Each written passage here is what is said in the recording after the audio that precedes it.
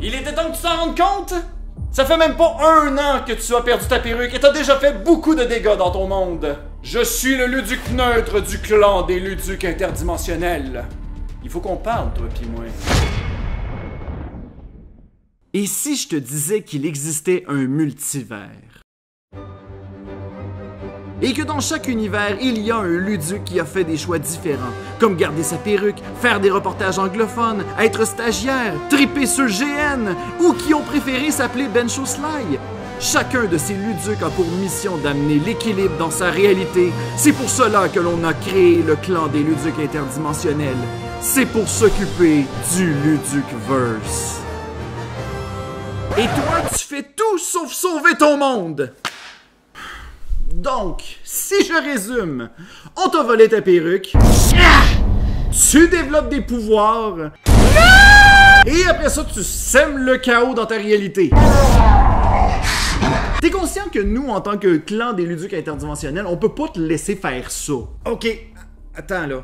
Pourquoi j'apprends l'existence du clan juste là? Il me semble que je devrais être un minimum informé. Ah, ça? C'est juste un club select. C'est simplement que les versions mauvaises de nous-mêmes sont juste pas admises. Parce que, anyway, ça viendrait juste nous mettre des bâtons dans les roues. Mais ça, tu t'en es déjà rendu compte lorsque tu t'es battu contre la version chaotique mauvaise de toi-même. Attends, j'ai une version chaotique de moi-même. Ah, mais t'es limite pas mal! Par chez nous, on t'appelle le Luduc loyal mauvais. Tu t'es réinventé et en même temps, t'as perdu ta perruque. Tu restes fidèle à nos valeurs. Mais par contre, ta carrière pourrait péter à n'importe quel moment. Comme là, en ce moment, là, c'est garanti que t'atteindras jamais les 3000 abonnés qu'il y a présentement sur ma chaîne dans mon monde.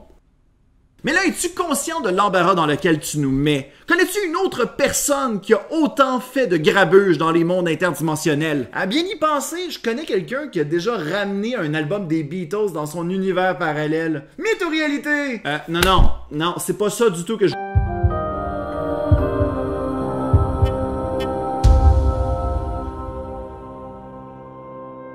Si tu es un fan de science-fiction, tu as sûrement entendu parler de ces fameuses théories mentionnant qu'il existerait des univers parallèles. C'est le physicien Hugh Everett qui a expliqué ce concept en 1955 en ramenant le paradoxe du chat de Schrödinger. Donc, pour raconter le concept du chat de Schrödinger, le chat se situe dans une boîte, on ne sait pas s'il est vivant ou non.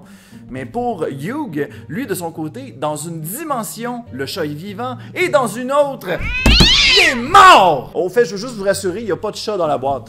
Hein? Puis j'ai pas fait semblant de le stabber. J'ai juste rajouté un effet sonore pour vous faire peur. Où l'ai-je vraiment fait? Et aujourd'hui, en 2021, on a plusieurs œuvres de culture populaire qui émergent par rapport au concept des univers parallèles, comme par exemple Retour vers le futur, Into the Spider-Verse ou même Black Mirror. Donc c'était sûr qu'il allait y avoir une légende urbaine par rapport à ce concept-là. Puis on va l'étudier aujourd'hui. En 2009, une personne dénommée James Richards a mentionné qu'il avait enfin la preuve comme quoi les univers alternatifs existaient. Dans son récit, James était au Canyon del Puerto alors qu'il se dirigeait vers la demeure de ses amis afin de leur rendre une petite visite. Mais pendant son trajet, son petit chien qui l'accompagnait avait envie. Donc il n'a pas eu le choix d'arrêter afin d'aller le laisser faire ses petits besoins. Mais le chien, au lieu de faire son petit F. Cadbury tranquille, a remarqué un petit lapin et a décidé de partir à sa poursuite. James remarque la scène, il décide de courir afin de pouvoir aller rattraper son chien. Mais pendant sa poursuite, James trébuche sur un terrier de lapin, se pète la tête directement par terre et tombe dans les pommes. Ok, à date, l'histoire a juste l'air d'une version redneck d'Alice au Pays des Merveilles. Mais à son réveil, il se retrouva dans une chambre qui était celle de Jonas, celui qui l'avait retrouvé inconscient. Jonas lui expliqua qu'il l'a retrouvé tout près de sa demeure. Attends, pas loin de chez vous? Moi, je me rappelle que lorsque je suis tombé dans les pommes, il y avait absolument rien autour de moi. Il y avait juste un désert.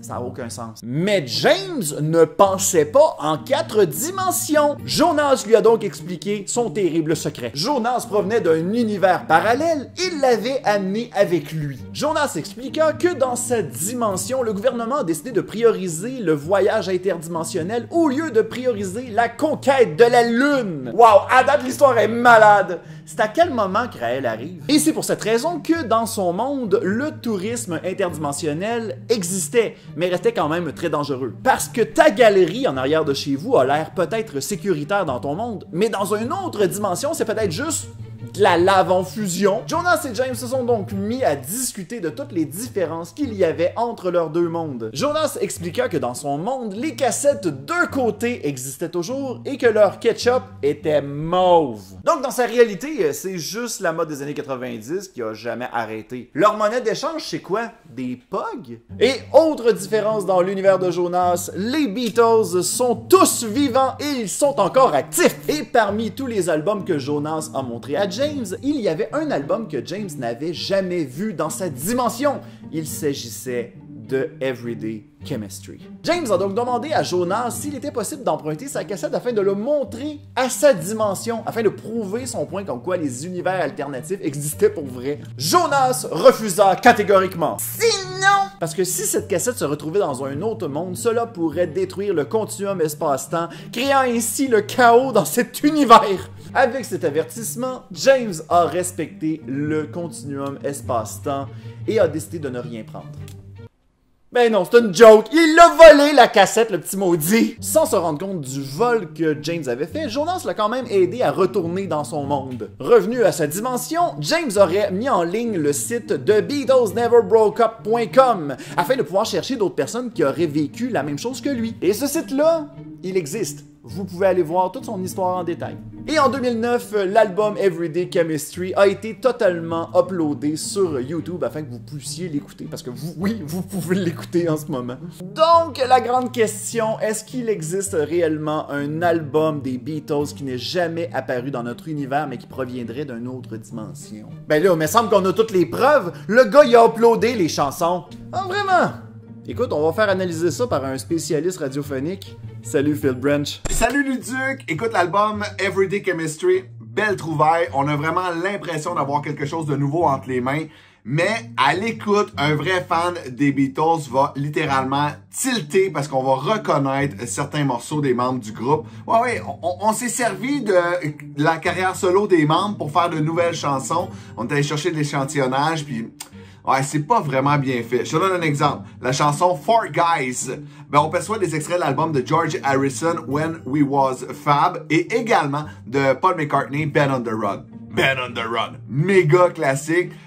C'est dur de duper un vrai fan des Beatles. Donc, oui, on entend les Beatles, mais c'est simplement un montage audio. C'est un peu décevant. Notre ami François Pérusse a fait beaucoup mieux avec le spectacle Love du Cirque du Soleil. De retour à la programmation régulière. Salut Luduc! Merci Phil! Et pour ceux qui trippent encore plus science, des astrophysiciens sont arrivés avec un tas de théories. Par exemple... Et c'est peut-être là que vous allez saigner un petit peu du nez. La théorie des supercordes mentionne que toutes les particules de matière sont formées de mini cordes supersymétriques. La supersymétrie mentionne que si une particule existe, eh bien c'est nécessairement que son exact opposé existe en même temps quelque part. Et dans la théorie de l'inflation, quelques fractions de secondes après le Big Bang, la matière, étant en supersymétrie, a créé chaque chose et son opposé, d'où les univers parallèles.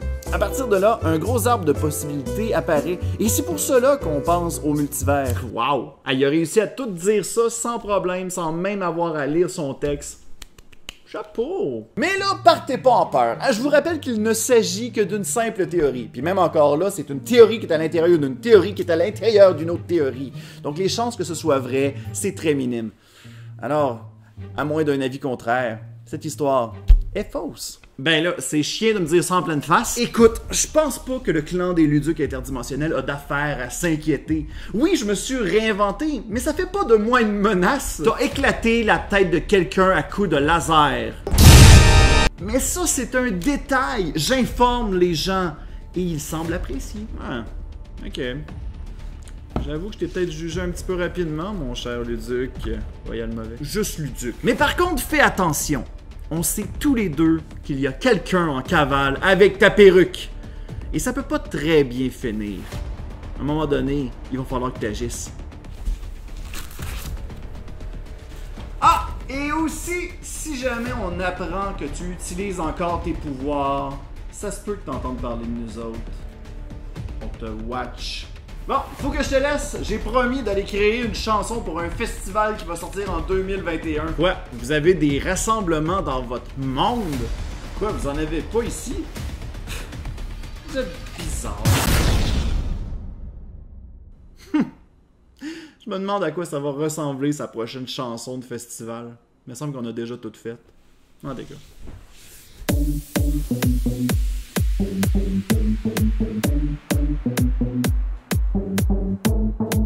Pétain et moi, on sera aussi sur place pour pouvoir jaser de jeux vidéo. Si vous êtes faim, vous pourriez même tabasser Pétain avec un bâton de J'aimerais m'excuser, joueur du grenier, au Géranino. Visite à Gatineau pour la fin de semaine. Notre rencontre fut brève, remplie de regrets. Joueur du grenier revient cet été.